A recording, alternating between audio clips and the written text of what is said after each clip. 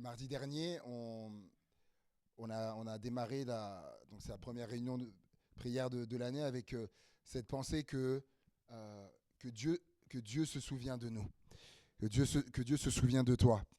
Avec ces versets qu'on a eus quand il est écrit que Dieu se souvient de Noé, ce qui était dans l'arche, que Dieu se souvient d'Abraham, Dieu se souvient de Anne, Dieu se souvient de Rachel, on a vu ça. Et je vous avais dit qu'il y a un verset qui leur ressemblait, mais qui avait une note un peu différente. C'est Genèse 21, Genèse 21 au verset 2, où il est dit « L'Éternel se souvint de ce qu'il avait dit à Sarah ». Donc, là, c'est pas l'Éternel se souvint de Sarah, comme pour les autres, mais il se souvint de ce qu'il avait dit à Sarah. Et l'Éternel accomplit pour Sarah ce qu'il avait promis. Sarah devint enceinte et elle enfanta un fils à Abraham dans sa vieillesse, au temps fixé dont Dieu lui avait parlé.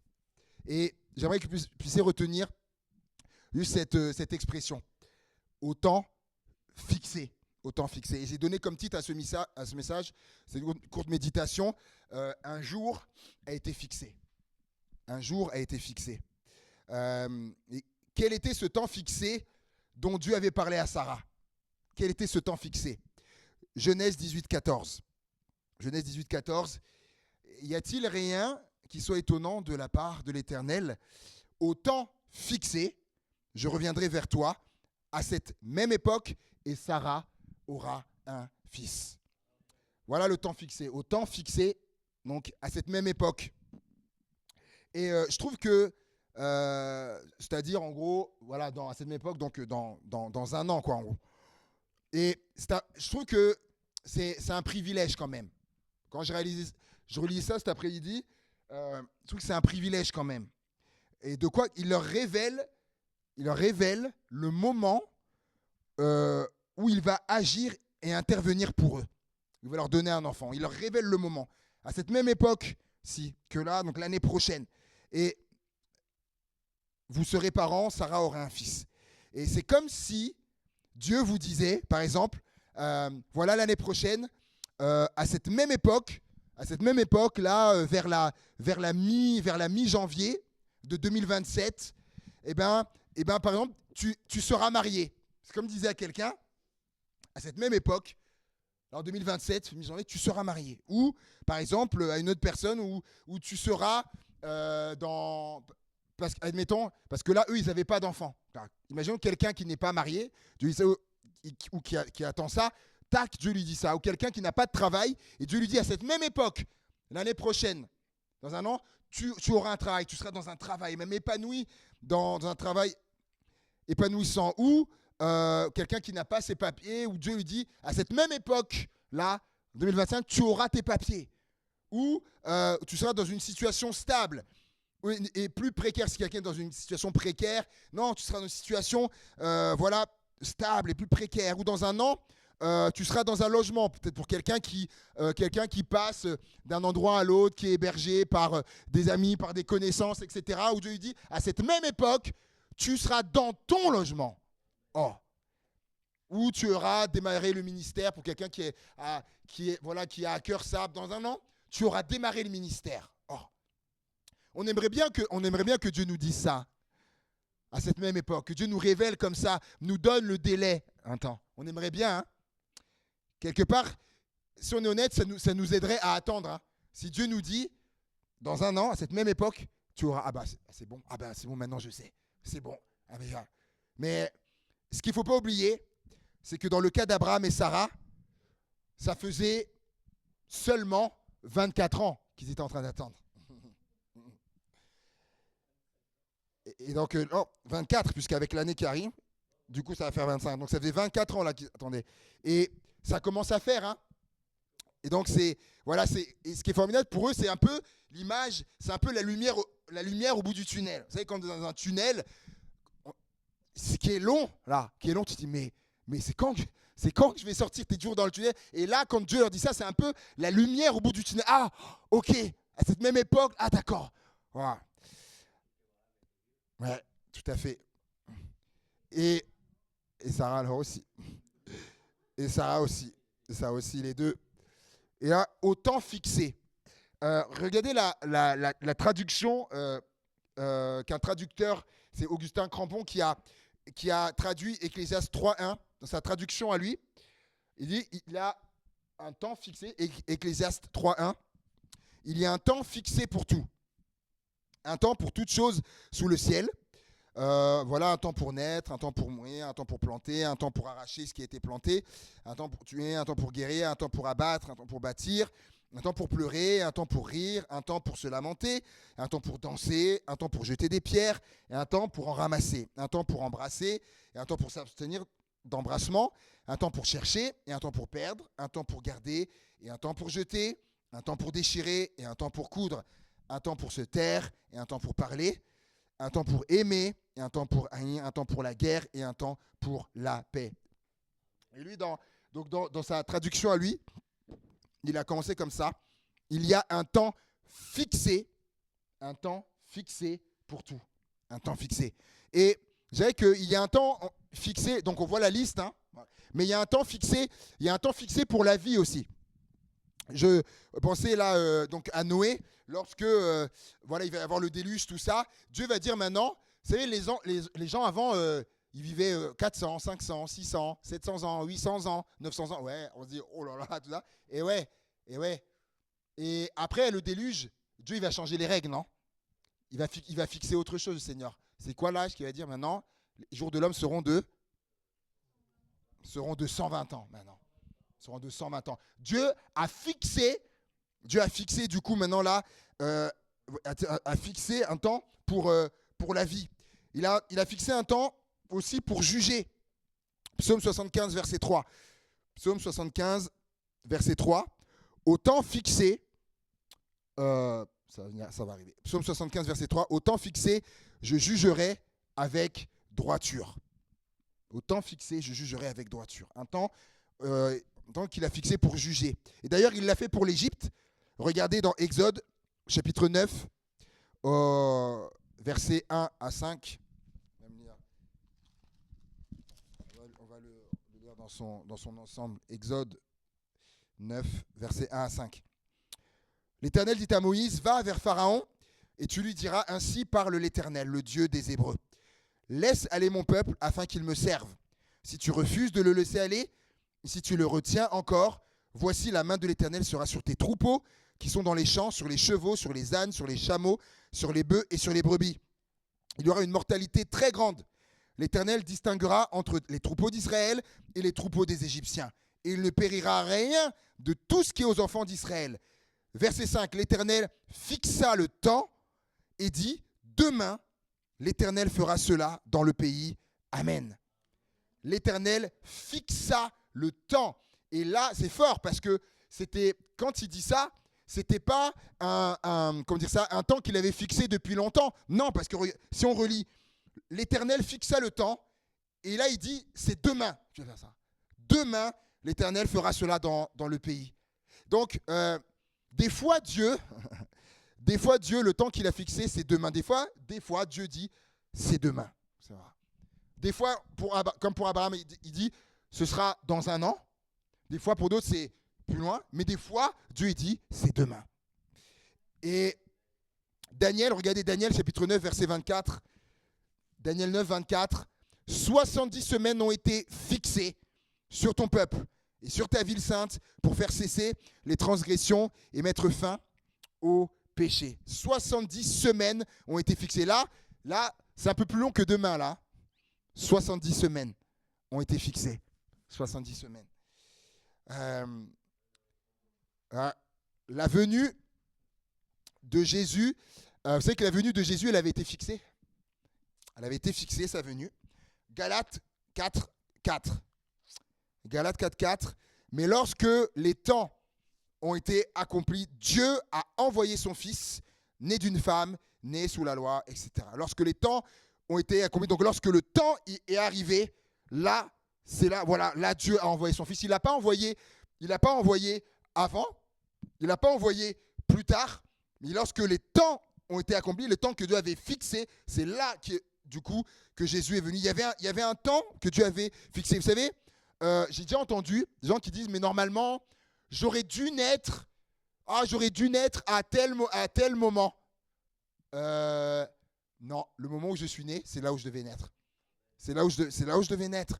Le jour de votre naissance, là, c'est pas un hasard, etc. Non, non. Dieu voulait que l'on naisse à ce moment-là, à cette date-là, à ce moment-là, dans cette génération-là, dans le temps où on est né, etc. Et donc la venue de Jésus avait été fixée, comme la nôtre aussi, et le jour de son retour aussi a été fixé. Actes chapitre 1, verset 6. Actes chapitre 1, verset 6. Alors les apôtres réunis lui demandèrent... pardon. Non, c'est pas Actes. Oh, j'ai fait une erreur de frappe. C'est soit Matthieu ou Marc. Alors les apôtres réunis lui demandèrent, Seigneur, est-ce en ce temps que tu rétabliras le royaume d'Israël? Il leur répondit, ce n'est pas à vous de connaître les temps ou les moments que le Père a fixés de sa propre autorité. C'est pas Actes, hein, c'est Marc ou... en tout cas, c'est dans les évangiles. J'ai fait une faute de frappe. Ce n'est pas à vous de connaître les temps ou les moments que le Père a fixés de sa propre autorité. Donc en parlant du moment où Jésus reviendrait.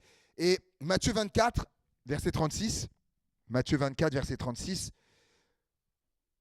Pour ce qui est du jour et de l'heure, personne ne le sait, ni les anges des cieux, ni le Fils, mais le Père seul. Le Père seul. Pour ce qui est du jour, le jour, donc Jésus parle bien, il y a un jour que le Père a fixé pour son retour. Et même c'est fort, il parle d'un jour et même de l'heure. Oh là là, même de l'heure. Mais il dira, personne ne le sait, ni les anges des cieux, ni le Fils, mais le Père seul connaît ce jour-là. Mais par contre, ce qui est formidable dans la parole de Dieu, c'est que des fois Dieu nous donne des détails. Je n'avais jamais réalisé, avant aujourd'hui, je n'avais jamais réalisé. Regardez dans Zacharie, ce qu'il est dit dans Zacharie chapitre 14.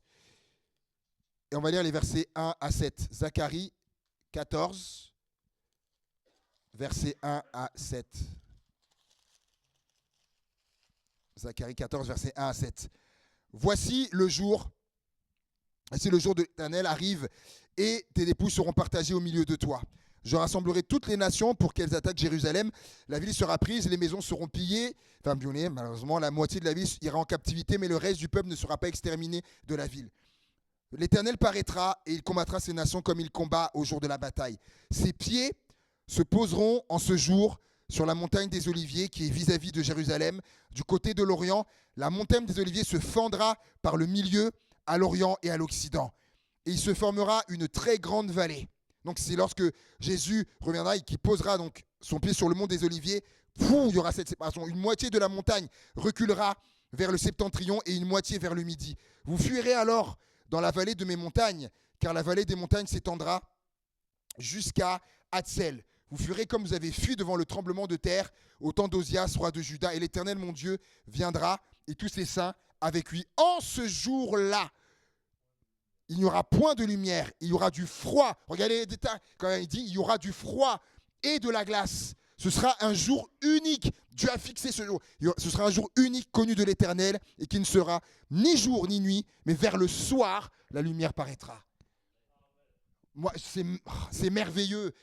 Dieu permet qu'il donne des détails, mais le jour qu'il a fixé, on ne sait pas. On ne sait pas. On ne sait pas. Ah ouais. Et j'arrive à la fin. Donc un jour a bien été fixé et également aussi un jour a été fixé pour l'accomplissement de la promesse ou d'une promesse que Dieu aurait pu nous faire. Dieu également a fixé un jour.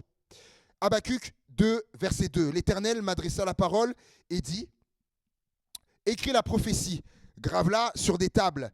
Et ça, conseil pour quelqu'un, quand Dieu nous donne une promesse, c'est bien de l'écrire quelque part. Et afin qu'on la lise couramment, car c'est une prophétie dont le temps est déjà fixé. Elle marche vers son terme et elle ne mentira pas. Si elle tarde, attends-la, car elle s'accomplira et elle s'accomplira certainement. Amen. La promesse que Dieu t'a faite s'accomplira certainement. Et même le jour cette promesse que Dieu t'a faite, Dieu a fixé un jour où ça va s'accomplir. Et Et c'est intéressant parce qu'avec avec le jour fixé, donc ce qui est fixé, il y a un terme. Et évidemment, il y a un terme. Et Job en était conscient. Job, il en était conscient parce que dans Job 14 et au verset 13, je crois que je ne l'ai pas mis en entier dans la diapo, Job 14, verset 13, Job en était conscient, lui aussi, de ça. Oh, si tu voulais me cacher dans le séjour des morts, m'y tenir à couvert jusqu'à ce que ta colère soit passée et me fixer un terme auquel tu te souviendrais de moi. Donc, même Job était conscient que Dieu, il fixe un terme à quelque chose. Et au jour fixé, bien sûr, au jour fixé, le terme va avec. Regardez, j'ai voulu mettre une image. Je n'ai pas pour habitude de faire ça. Je crois que c'est la première fois que je fais ça. Et je voulais vous montrer une photo parce que vous avez prié pour ça mardi dernier. Vous avez prié pour ça. Je vous ai dit, j'étais en bataille avec la CAF, pour ceux qui étaient là. Et du coup, j'ai mis en bas, j'ai souligné. Regardez la date. C'est quand le 13 mardi 13 janvier 2026, c'est quand? C'est aujourd'hui. C'est aujourd'hui. Je vous disais que la CAF devait, du coup, depuis première activité, depuis octobre 2023. Ouais. Et du coup, je disais, mardi dernier, je vous disais que je commençais à trouver le temps long. Et chose que je ne savais pas, du coup, et aujourd'hui, un jour, pour moi, c'était un jour comme les autres aujourd'hui. Sauf que quand je suis allé voir mon compte, il y a des jours qui ne sont pas comme les autres jours. C'était le jour que Dieu avait fixé pour qu'on reçoive notre bénédiction. Dieu avait fixé, ça partait depuis octobre 2023, mais Dieu avait fixé le mardi 13 janvier 2026. Oh, mais moi, je ne le savais pas. Il avait fixé. Oh Seigneur. Oh là, oh là, oh là, oh là là. Dieu, comme on a dit la Bible, Dieu il pourvoit aux besoins. Et Dieu sait qu'il y a besoin. Mathieu a dit dimanche, on a des réparations à faire sur notre voiture, des choses. Dieu, il sait. Il sait. Et vous savez, le temps, c'est dans ses mains. Il fixe un temps. Parce que vous savez, par rapport à notre voiture, c'est relié à la contre-visite du contrôle technique. Dont le temps, ils ont donné la date, eux aussi, ils fixent un temps. Dont la date arrivait et on se disait avec ma femme, mais comment faire? Et du coup, Dieu a permis là, parce qu'il savait qu'il y a la date qui arrivait, qui est là, qui est à une dizaine de jours. Et avec ça, les choses vont pouvoir être faites. Notre Dieu nous aime. Notre Dieu nous aime. Voilà. Alléluia. Que Dieu soit béni. Je voulais. Merci Seigneur. Amen. Et conclure du coup avec ça que, autant que Dieu se souvient de toi, on l'a vu mardi dernier, Dieu se souvient de toi, mais toi, souviens-toi de Dieu. Il est celui qui fixe des jours et fixe un jour dont on se rappelle pour toujours. Alléluia. Et Dieu pour toi aussi, Dieu a fixé un jour aussi pour toi dont tu te rappelleras. Alléluia. Que Dieu soit béni. Voilà. Que Dieu vous raccompagne dans sa paix. Gardons ça sur notre cœur. Voilà. Il est bon le Seigneur. Il est bon. Voilà. Entrez bien dans Obey. Que Dieu vous garde sur vos chemins, les différents chemins. Et une bonne suite de semaine. Et donc jeudi Saint-Chamond, les Viennois dans réunion de prière vendredi à Vienne et donc sinon à dimanche pour voilà, on continue là pour le coup là on va entrer dans des nouveaux messages dimanche là. Bonne suite de semaine à chacun chacune.